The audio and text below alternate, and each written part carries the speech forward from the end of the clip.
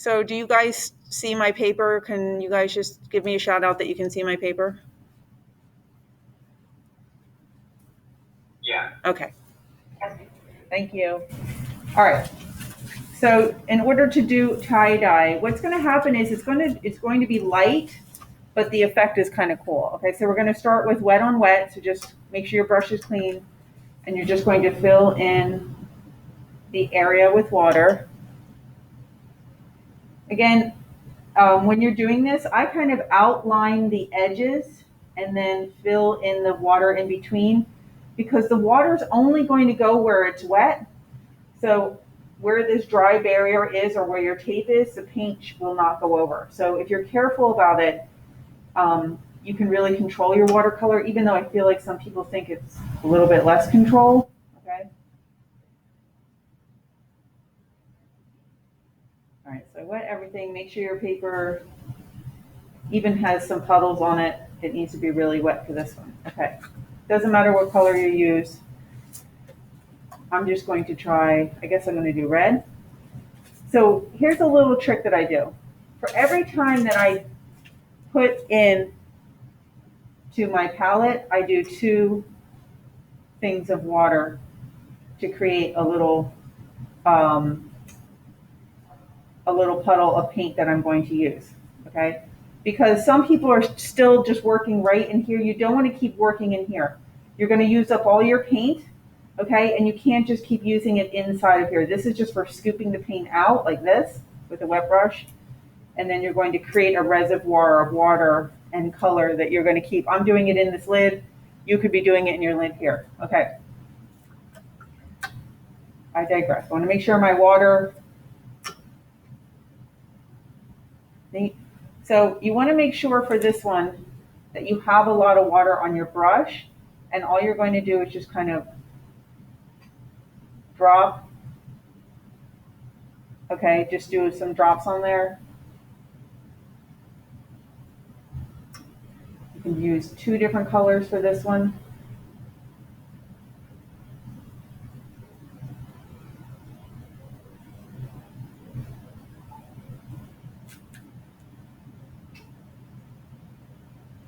And you don't want to move it around when you're jiggling your paper. You could add more pigment to it. It might, it's going to dry very light when you do it. Okay. The only reason why it's working is because I have a lot of color to begin with on my paper. And if you're doing a design, because our first project on our skateboard, you might need to find some way to add a cool design on your paper. So you're just like literally putting one drop down. If you were to jiggle your paper, it's going to move. Okay. So you really don't want to move your paper. You want to keep it there. Also, you don't want to do too many colors. Like 2 colors will work, maybe 3. If you do more than that, you're just going to get a weird brown color, and you don't want to do that. Okay. It won't do this if your paper isn't wet enough, and if you don't, you need to think about this brush now with watercolor, that it's really just like a little sponge or like a little shovel of water. You're basically just putting a lot of fluid here, and you're just working loosely on here. Okay, unlike acrylic paint where you're just having this solid like peanut butter on your brush, you're using this in a whole different way, where you're just holding all the water on your brush and you're using that water to do it. So that's tie-dye right there. Okay, I'm just going to be careful moving that around. Okay, so the next one that I want to show you guys, did it work, Jennifer? A little bit. Oh, good. Yeah. So what you can also do is the brush also works as a sponge. So if you get a little puddle, you dry your brush with a paper towel, and you can just suck it up and then dry it again if you have a little puddle. So it like adds the water, but then it also takes away. So I keep a little paper towel like in my lap, and then when it just starts to bleed a little bit, I just suck it back up. Okay, but it looks good. All right. Okay. So that was tie-dye. This next one we're going to work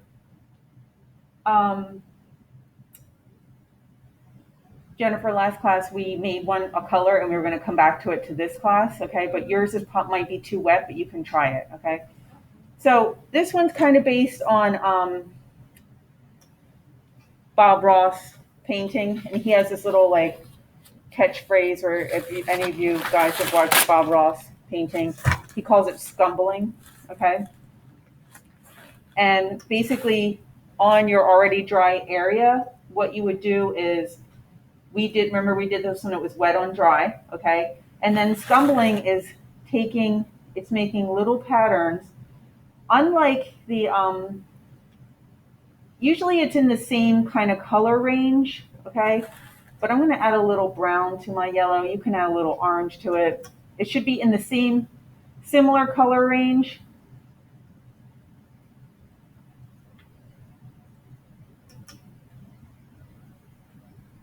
But enough of a contrast that you can see a difference on it. I'm mixing a few colors together. And basically what you're doing is you're creating just with the tip of your brush. See the paint?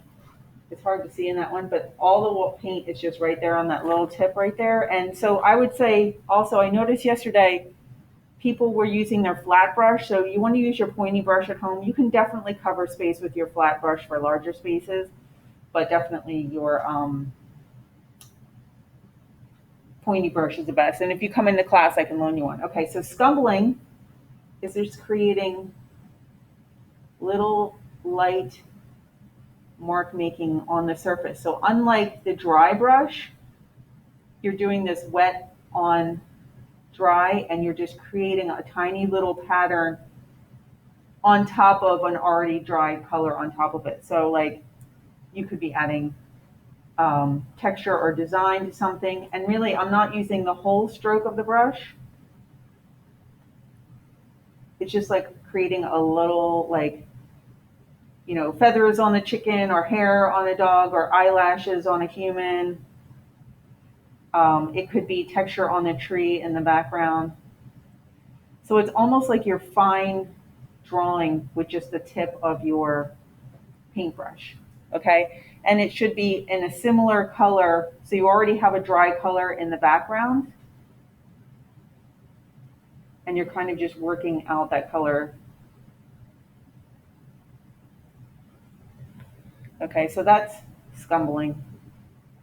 And they use scumbling even in acrylic paint, similar details, but you can use it in watercolor and also in oil painting if you were doing oil painting, okay? So it is just with the tip of your paint almost making like design lines, okay? It could also be little dots. So you're almost drawing with the tip of your paintbrush, okay? Adding details, which is different than this one, dry brush, where you're just getting these kind of scratchy moves. This one is a little bit more like circular, and very fine tip. So what you don't want to do is, just this isn't scumbling, okay? So it has to be on a color that you already have down there, and it's on that pattern there, okay? So you could fill that in. So that would be scumbling, okay?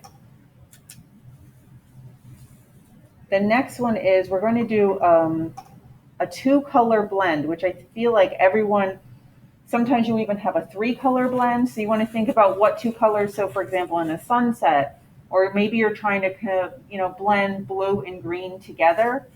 Okay, so I'll just use this for now. So first I want to make a little reservoir. You can even just put water in first here. So I'm putting, I want to create as much pigment as I can, either in here or on my lid. So you want to do your water first, and then I'm going to try to blend my blue and green together. It doesn't really matter. You could try yellow and orange.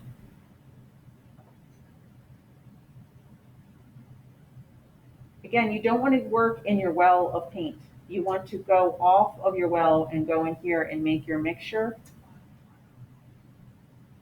You will run out of paint if you just keep grinding your brush in there and working with it. And someone even in my class yesterday, they didn't even use, if you're not using your reservoir, you're not painting properly in watercolor. Okay, so it's not, we're not, he was already trying to get this to be the brightest green that he could. Okay.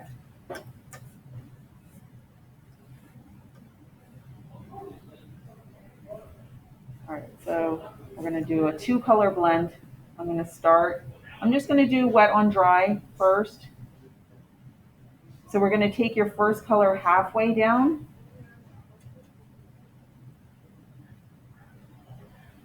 Then you're going to just kind of push the paint.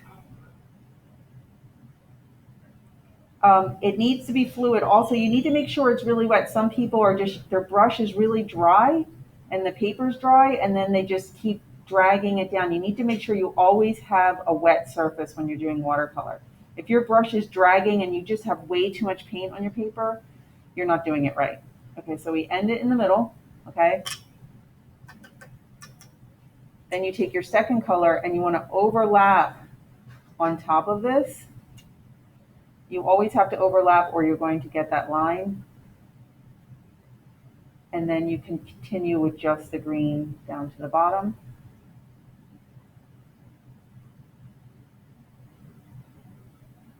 Now, again, it will be light, and then you can make it darker slowly each time that you come into class. Again, you want to cross over that middle line. You would use this, I would think, quite often in your watercolor practice because people are always trying to blend 2 colors, and you don't want to have that line that's dividing the 2 colors. You just want to make sure that middle line. If you have puddles, if you see how I have a puddle here, I was just telling Jennifer in my class, your brush works as a sponge too, so you can suck up that with a dry brush, just doing that. So if it's puddling and going to fall off your paper, just kind of dry your brush and use it as a sponge. The only problem is you want to make sure you're going in the same direction when you're doing this.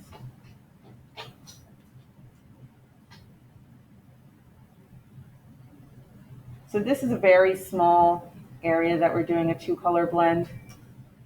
You're probably going to do it in a much bigger area. Again, you got to cross over that line between your 2 colors and kind of smooth it out. So you're not just having blue and then green. You can also do this with 3 colors, do a 3-color blend, which I'm not going to show you that today. But it's definitely something that you can practice, or if you'd prefer to do a 3-color blend and turn it in and show me that you can do it, perfect. Okay, so that's a 2-color blend,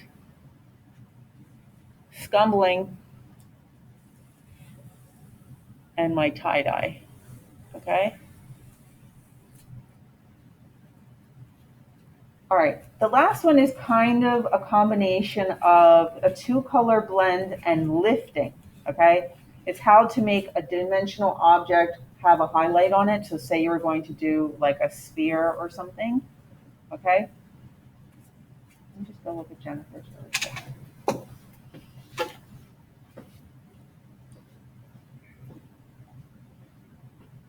Very good. So, you always add just a little bit more pigment and then the one, and then so you choose a second color like your orange or something, and just make sure you overlap where it meets in the middle. Okay.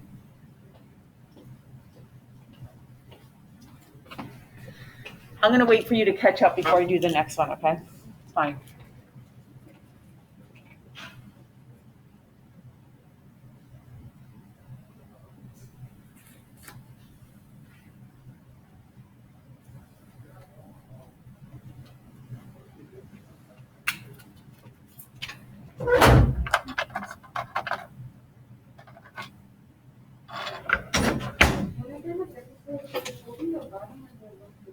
Huh?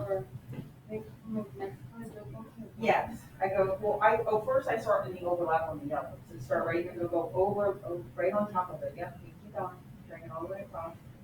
Don't be afraid to go on top of the yellow. You can always put the yellow on top and then pull it down.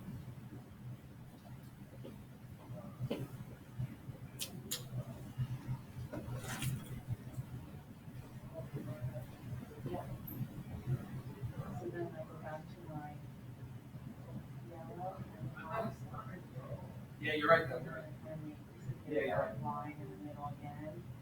So don't worry about the orange moving there. So you just yellow right on top of it again.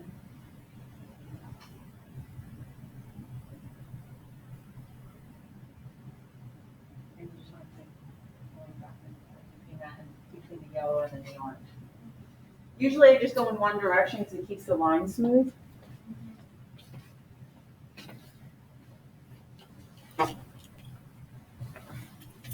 Okay. Oh, I meant to give you, I'm going to give you a pencil for the next one.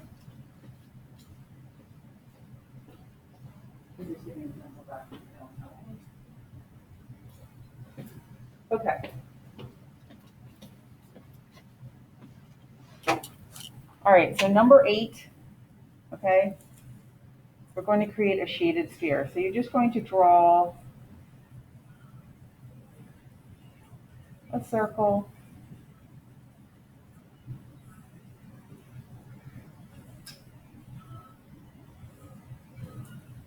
Inside one of your shapes. Okay, doesn't have to be perfect, but try to make it as big as your space will allow.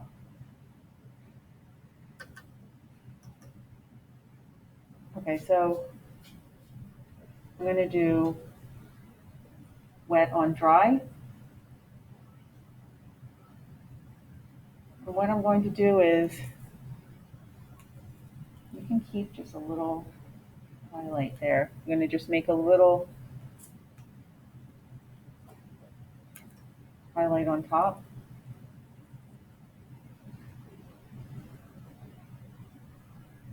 So follow your outline, leaving that little space. And what's going to happen is, I'm just putting clear water on top, and I'm going to keep making the bottom half darker, because if you're trying to make something cast a shadow or have shape, it's always going to be darker on the bottom.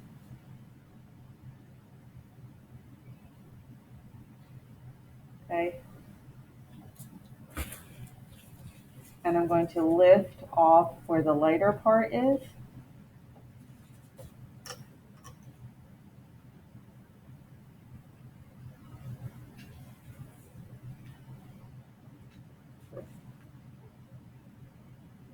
And you want to just smooth that middle line there so that there's not, it doesn't look half and half. So I'm kind of only adding the darkness to the bottom.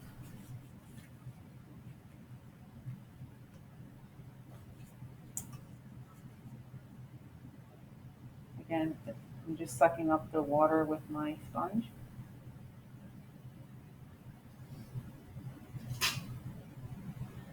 And you just want to fade out from darkest on the bottom to light on top. And then you can lift where the lightest part will be, leaving a little bit of the paper. And each time that you come into class, you can just make it a little bit darker depending on how dark you want it. And then smoothing that color out. So I kind of drop it on that color and use my brush to kind of do shading almost like you would do with a pencil. As it gets to the top, it's lighter.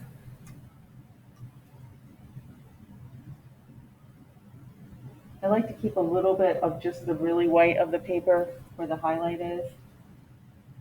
And I'm just kind of lifting off where the rest is.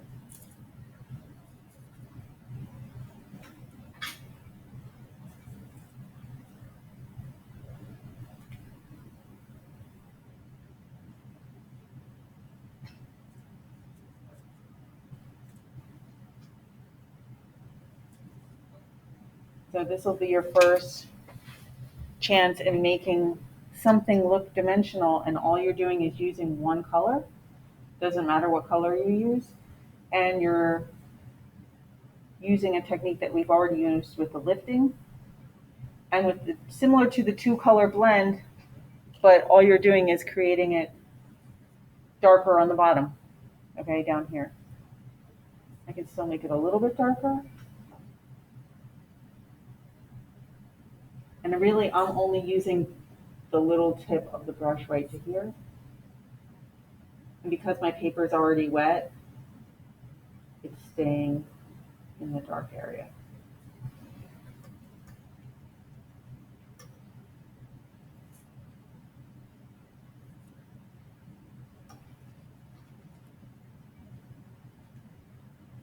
So if your edges, see how mine's like it's running out a little bit on that edge right there? I'm doing my lifting to lift it off.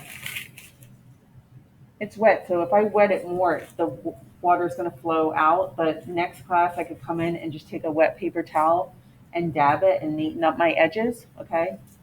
Or once it's dry, I can add a color to the background.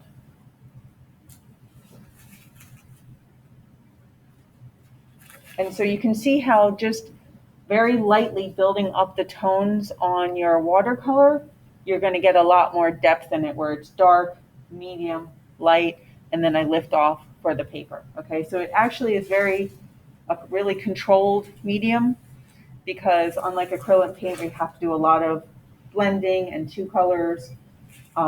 This one is actually very user-friendly when you're doing it. I'm just going to go check Jennifer's.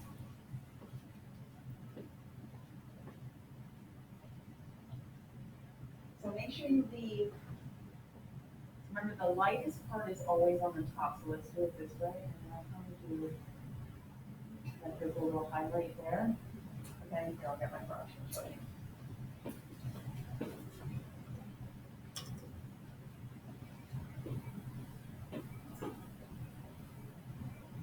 It's totally fine. I just kind of smooth it, and then you can keep. Black's your darkest color, so you just want to be careful with that one. You're not using a lot. Dark on the bottom, and then as it gets to the top, you know, lift off. Just using water now, because if I keep putting black on there, it's just going to get really dark. And you can smooth this. Make sure you don't want to have, it shouldn't be cut in half, like a line. And then you can just manipulate your brush to make it go from dark to light. And then just be straightening out in a line like that. Okay? And you can keep dabbing off the top to make it lighter.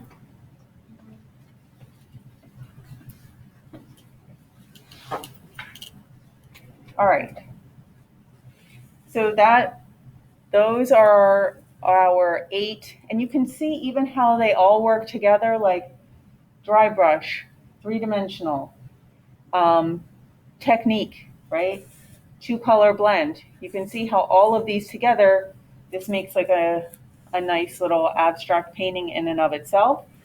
But when you go to add this onto your skateboard painting, which we're going to start going over what the details are for that next class, okay?